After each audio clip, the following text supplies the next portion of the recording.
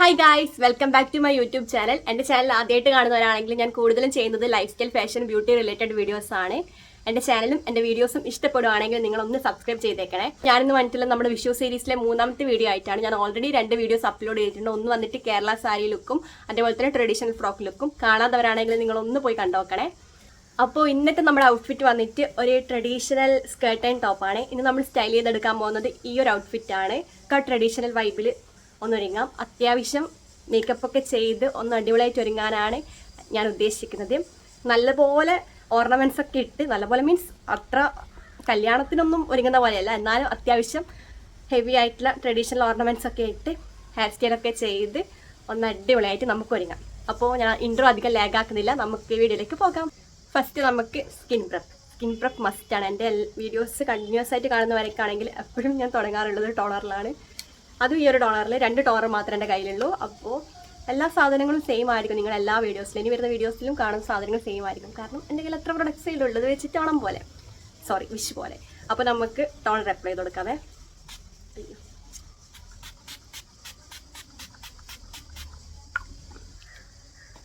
നല്ലോണം ഒന്ന് ഡാബ് ചെയ്ത് കൊടുക്കുക. നല്ലപോലെ ഒന്ന് എക്സോ ആവട്ടെ. മോയ്സ്ചറൈസർ അപ്ലൈ ചെയ്ത് കൊടുക്കാം.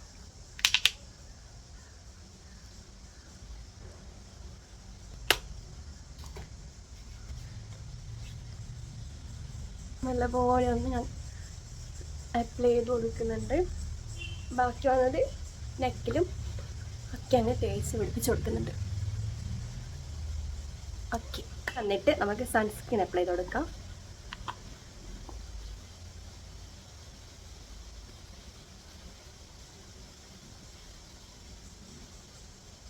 നിങ്ങൾ വന്ന് സൺസ്ക്രീൻ അപ്ലൈ ചെയ്യുമ്പോൾ ഫേസിൽ മാത്രമല്ല, നെക്കിലും ബാക്ക് നെക്കിലും അതേപോലെ തന്നെ കയ്യിലും കാലിലും എക്സ്പോസ്ഡ് ആവുന്ന ഭാഗത്തൊക്കെ അപ്ലൈ ചെയ്ത് കൊടുക്കണേ. അല്ലാണ്ട് ഫേസിൽ മാത്രം അപ്ലൈ ചെയ്ത് കൊടുത്തോണ്ട് കാര്യമൊന്നുമില്ല. നിങ്ങൾക്ക് ബോഡി ലോഷൻ വാങ്ങിക്കാൻ കിട്ടും, സൺസ്ക്രീൻ SPF പ്രൊട്ടക്ഷനുള്ള ബോഡി ലോഷൻ വാങ്ങിക്കാൻ കിട്ടും. അത് അപ്ലൈ ചെയ്ത് കൊടുത്താൽ മതി. അതാകുമ്പോൾ കുറച്ച് കാശ് ലാഭിക്കാം. സൺസ്ക്രീൻ ആകുമ്പോൾ മുതലാവുമല്ലോ. സൺസ്ക്രീൻ ഫേസിലും SPF പ്രൊട്ടക്ഷനുള്ള ബോഡി ലോഷൻ കൈക്കും കാലിലും എല്ലാം നിങ്ങൾ അപ്ലൈ ചെയ്തു. ഇനി ലിപ് ബാം അപ്ലൈ ചെയ്ത് കൊടുക്കാം. അപ്പോൾ അതും കഴിഞ്ഞിട്ടുണ്ട്. അപ്പോൾ നമ്മളെ സ്കിൻ കെയർ കഴിഞ്ഞ് ഇനി മേക്കപ്പ്. നമുക്ക് ഫസ്റ്റ് ഐ ലുക്ക് ചെയ്യാം. ഞാൻ ഈ ഒരു സ്വിസ് ബ്യൂട്ടിയുടെ പാലറ്റ് എടുക്കുന്നുണ്ട്.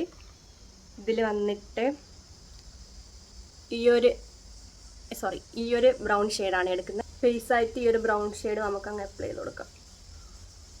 നമുക്ക് ഇങ്ങനെയൊക്കെ ഐ ഷെയ്ഡൊക്കെ അപ്ലൈ ചെയ്യാൻ അറിയുള്ളൂ. ഇതൊന്നും പ്രോപ്പർ രീതിയൊന്നുമല്ല.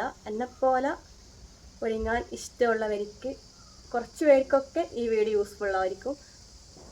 പ്രോ ആയിട്ട് ഒരുങ്ങാനൊക്കെ അറിയുന്നവർക്ക് ഇതൊക്കെ സ്കിപ്പ് ചെയ്ത് പോകാൻ തോന്നും. എന്നാലും ഞാനിടും, കാരണം കുറച്ച് പേർക്കെങ്കിലും യൂസ്ഫുൾ ആയിരിക്കുമല്ലോ.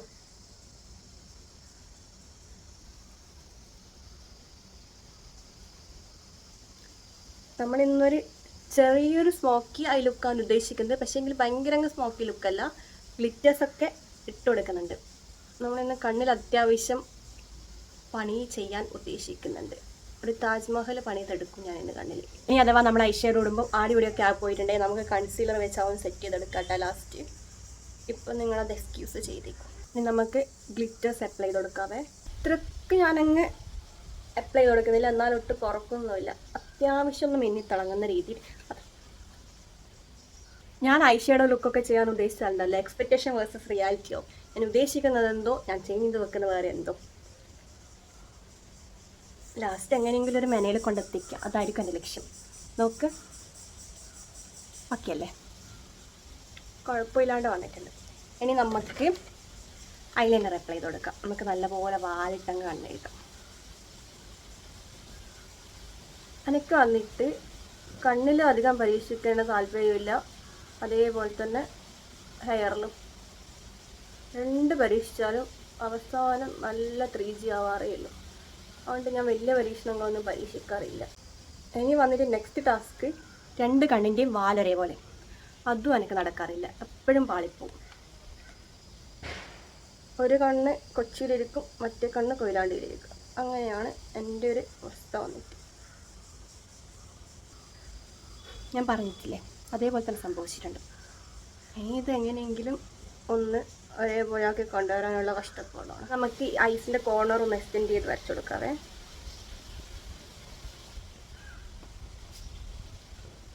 ഇപ്പുറത്തും അതേപോലെ തന്നെ ആക്കി കൊടുക്കാം. അതേപോലെ തന്നെ ആക്കി കൊടുക്കാമെന്നെല്ലാം പറയും, പക്ഷേ രണ്ട് കോലത്തിലായിരിക്കാം.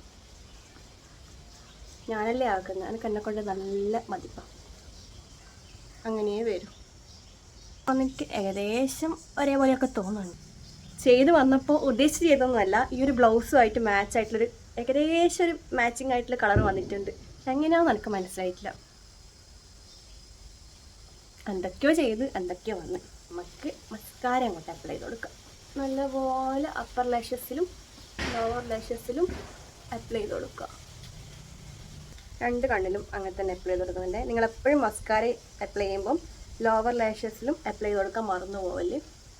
നല്ലപോലെ അപ്ലൈ ചെയ്ത് കൊടുക്കണം. അപ്പോൾ നമ്മുടെ കണ്ണങ്ങ് വിടർന്നങ്ങ് ഇരുന്നോളും. ഇങ്ങനെ കണ്ണ് കുത്താൻ പാടില്ല. ഇനി നമുക്ക് ഒരു കൺസീലർ എടുത്തിട്ട് അണ്ടർ ഐ കൺസീൽ ചെയ്ത് കൊടുക്കാം. എനിക്ക് കുറച്ച് ഡാർക്ക് സർക്കിൾസിൻ്റെ ഇഷ്യൂ ഉണ്ട്, അതുകൊണ്ട് ഞാൻ അണ്ടർ ഐ കൺസീൽ ചെയ്ത് കൊടുക്കാമെന്ന് വിചാരിച്ചു. കൈ വെച്ചിട്ട് തന്നെ ബ്ലെൻഡ് ചെയ്ത് കൊടുക്കുന്നുണ്ട്. കാരണം നമ്മൾ ഐ മേക്കപ്പ് ചെയ്തല്ലേ, ഇനി ബ്യൂട്ടി ബ്ലെൻഡറിൽ എടുക്കുമ്പോഴത്തേക്ക് ചിലപ്പം എല്ലാം കൊള്ളാൻ ചാൻസ് ഉണ്ട്. അതൊരു വിധം ഒപ്പിച്ച് വെച്ചിട്ടുണ്ട്. ഇനി നമുക്ക് നെക്സ്റ്റ് ബ്ലെൻഡ് ചെയ്ത് കൊടുക്കാം. നല്ലപോലെ ബ്ലെൻഡ് ചെയ്തെടുക്കണേ നിങ്ങൾ. ബ്ലെൻഡ് ചെയ്തെടുത്താൽ ഒരു മെനയിൽ നിൽക്കും, അല്ലെങ്കിൽ ഒരു പുട്ടിയടിച്ച ഫീലായിരിക്കും. ഇനി നമുക്ക് ഐബ്രോ ചെയ്ത് കൊടുക്കാവേ. പൊട്ടിയിട്ടുണ്ട്. ഞാൻ എന്ത് തൊട്ടാലും ഇങ്ങനെ അവസ്ഥ. ഒന്ന് ജസ്റ്റ് ഔട്ട്ലൈൻ പോലെ നമുക്ക് വേണ്ടുന്ന ഷേപ്പ് ഏതാണോ അങ്ങനെ വരച്ചെടുക്കാം. ഈ ഒരു ഫ്രണ്ടിലോട്ട് അധികം വരല്ലേ, അപ്പോൾ ഒരു ആർട്ടിഫിഷ്യൽ ലുക്ക് ഉണ്ടാവും. അതേപോലെ തന്നെ ഇപ്പുറം ഒന്ന് വരച്ചെടുക്കാം. എത്ര ഐബ്രോ ഉള്ളവരാണെങ്കിലും ജസ്റ്റ് നിങ്ങളൊന്ന് മേക്കപ്പ് ചെയ്യുമ്പോൾ ഒന്ന് നല്ലപോലെ ഫില്ല് ചെയ്ത് കൊടുക്കും. ഇനി ഇങ്ങനെ ഒരു സ്പൂളി ബ്രഷ് വെച്ചിട്ട് ഒന്ന് ബ്ലെൻഡ് ചെയ്തെടുക്കുക. അപ്പോൾ ഒരു നാച്ചുറൽ ഫിനിഷിലേക്ക് അങ്ങ് ആയിക്കോളും. നമ്മൾ വരച്ചതൊന്നും മനസ്സിലാവുമൊന്നുമില്ല. ഇനി എന്തിനാ കഷ്ടപ്പെട്ട് വരക്കുന്നതായിരിക്കും നിങ്ങൾ ചിന്തിക്കേണ്ടത്. ഒരു മനസ്സ് കുറച്ച് കൂടിപ്പോയോ? കൂടിയും തോന്നും. കൂടരുതെന്ന് വിചാരിച്ച് ചെയ്താൽ കൂടും, കൂടണമെന്ന് വിചാരിച്ച് ചെയ്താൽ കുറയും. സബാഷ്, നല്ല പൂച്ചക്കുട്ടിയെ പോലെ ആയിട്ടുണ്ട്. സാർ നമുക്ക് നല്ലപോലെ ബ്ലെൻഡ് ചെയ്തെടുക്കാം. അഥവാ നിങ്ങൾ ഐബ്രോ ചെയ്യുമ്പം കൂടിപ്പോയി കഴിഞ്ഞാൽ നിങ്ങൾ ടെൻഷൻ അടിക്കണ്ട. ഈ ഒരു സ്പൂളി ബ്രഷ് വെച്ചിട്ട് നല്ലപോലെ ഒന്ന് ഈരി കൊടുക്കുക. ഈരി ലാസ്റ്റ് നിങ്ങൾ ഉദ്ദേശിച്ച ലുക്കിൽ നിങ്ങൾ എത്തും. വീട്ടിൽ എത്തിക്കണം. അപ്പോൾ നല്ലപോലെ ഈരി കൊടുക്കുക. അപ്പോൾ നമ്മൾ ഏകദേശമൊക്കെ ഓക്കെ ആക്കി എടുത്തിട്ടുണ്ട്.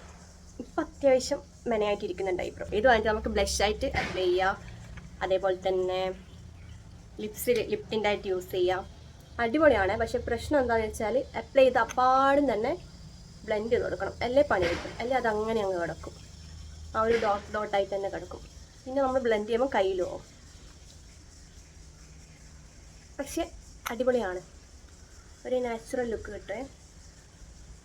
ചകഞ്ഞിട്ടില്ലേ, ഇപ്പുറത്തും ചകപ്പിച്ച് കൊടുക്കുക.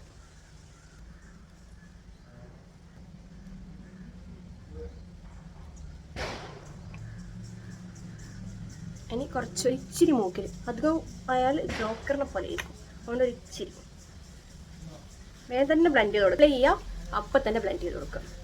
ഒരിത്തി താടിക്കും. നമ്മൾ എവിടെയും കുറക്കരുത്. ബ്ലഷ് ഇടാൻ പറ്റുന്ന സ്ഥലത്തൊക്കെ അങ്ങ് ഇടണം. അതാണ് എൻ്റെ പോളിസി. ഫുള്ളായിട്ട് അങ്ങ് ചുമപ്പിച്ച് കൊടുക്കുക. ഓക്കെ, കൈയിൻ്റെ അവസ്ഥ വന്ന് തിങ്ങിണ്ടാവും. സാറില്ല, മുഖം റെഡിയായാൽ മതിയല്ലോ. കൈയൊക്കെ ആരും.